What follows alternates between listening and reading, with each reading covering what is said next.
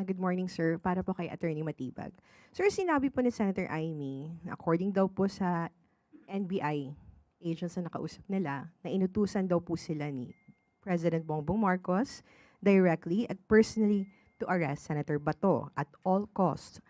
Sino po, at kahit sino pa po ang mamatay, kahit sino pa ang madali, basta pasukin po si Bato, ngayon din, end of quote. Would you like to comment on that? Opo, unang-una po, sino po kaya yung NBI agent na kausap niya? Kasi kung nagre-refer po siya dun sa nahuli na driver, hindi po NBI agent yun, ano po. At pangalawa po, na mas importante, wala pong naging ganong utos si Pangulo. Sa totoo po, ang utos po ni Pangulo, through Secretary Eric Bida, wala tayong gagawing pag-aresto o mga pagpasok sa Senado po, sapagkat inirerespeto nga po natin ang prosesong nangyayari po sa Korte Suprema. Katunayan po, yung pong aking strict instruction sa mga NBI po na ipinadala po sa GSIS, na kahit makita si Senator Bato, just monitor at tingnan po kung ano mangyayari. Wala pong pang-aresto. Kaya hindi ko po alam kung saan po nanggagaling ang ating pumbutuing Senator Ivy Marcos. Ano po? And in another video po na pinost niya, she mentioned na sinabi daw ng NBI agent na ang utos daw ay galing kay NBI Organized and Transnational Crime Division's Chief Attorney Jerome Bomediano po sa kanilang operations po.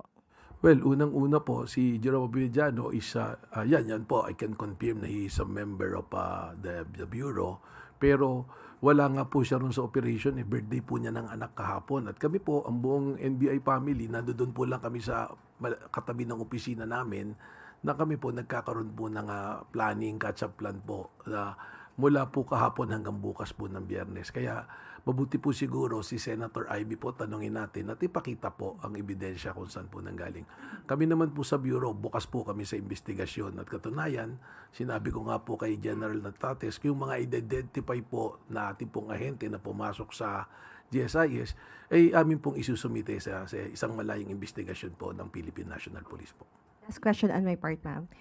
This morning po, nag-post po si Senator Amy ng letter addressed to the President and sinabi niya dito that in view of the serious allegations and without prejudging the outcome of any investigation, I respectfully urge the following officials to be temporarily relieved from their duties pending the completion of a full, impartial, and independent inquiry. NBI Director Attorney Melvin Matibag, NBI National Capital Region Chief Attorney Emeterio Dongallo Jr., and NBI Organized and Transnational Crimes Division Chief Attorney Bomediano po. Would you like to comment, sir?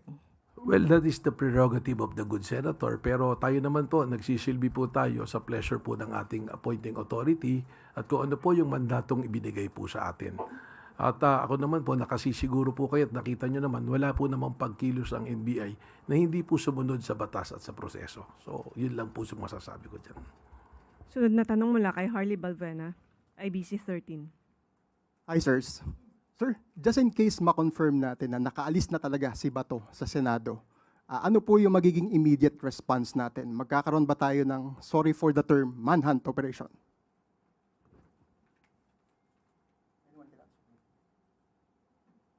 Siguro po, ang iintayin muna natin kung ano talaga yung nangyari doon, kung nakaalis na po talaga si Senator Bato. Pero just the same, there will be an interagency collaboration with the PNP, NBI, the law enforcement agencies, ang DOJ po, ang PCTC, at syempre po always in coordination with the Office of the President bago po tayo makapagbigay ng talagang pahayag na sigurado pong gagawin. PNP Chief Natates. Sir, can the Philippine National Police under your leadership ensure that no special treatment will be given to Senator Ronald Bato del Rosa, who is a former PNP chief? Wala po tayong special treatment yan. We implement the law without fear or favor. And the Philippine National Police ay, of course, for any eventuality, arrest or whatsoever, we are always preparing ourselves para ma-improve ang ating operation and back up by strong collaboration with the concerned agencies, especially the Department of Justice in cases of warrant of arrest. And of course, in different law enforcement agencies. Okay, sunod na tanong mula kay Ivy Reyes, Bilyonaryo. Hi, good morning po, PNP Chief. From your professional experience and capacity as PNP Chief, how would you assess the direction of the gunshots? Kasi po yung direction ay medyo mataas, tapos sa glass door and it's just one location, sir.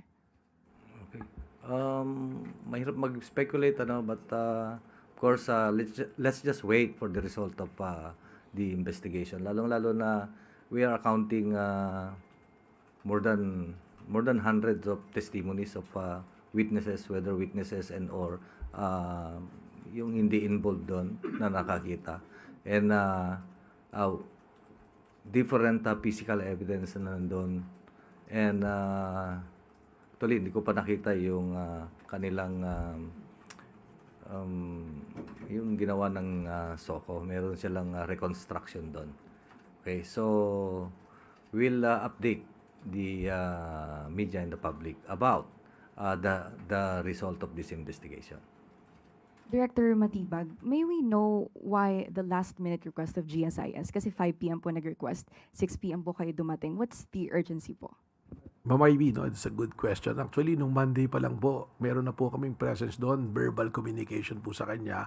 Tapos early on, verbal communication. But mas maganda, nagpadala na rin po siya ng sulat for our record purposes kasi nasa labas po ako ng opisina noon para po duman doon sa proper channeling po bago po makarating sa akin.